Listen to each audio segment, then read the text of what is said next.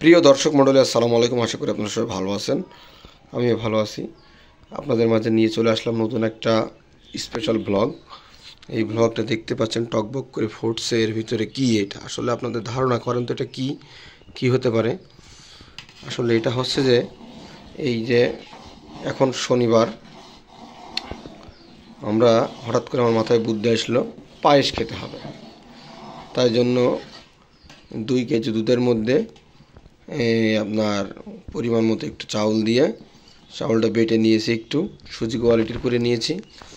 এর ভিতরে তেজপাতা, তারপরে এলাচ, তারপরে হচ্ছে আপনার লবণ, এই যে আমার গায়ে দেখতে পাচ্ছেন এই যে ইন্ডিয়ান চিনি, এই যে এটা ইন্ডিয়ান চিনি, ঠিক আছে। সব কিছু মিলায়ে আমরা এখন এই ভর দুপুরে পায়েস রান্না করছি।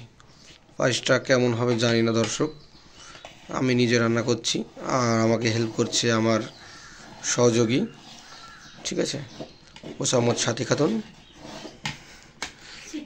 এই এখন ঘটনা হচ্ছে যে আমরা এই পায়েসটা, আপনারাই বলুন দর্শক, এটা দেখে কি মনে হচ্ছে, কি সুস্বাদু কি হবে? আর যারা পায়েস খেতে ইচ্ছুক তারা অবশ্যই খুব ফাস্ট যোগাযোগ করুন, চলে আসুন পায়েস খেতে। এবং হ্যাঁ, চিনি ঠিক আছে না? ঠিক আছে।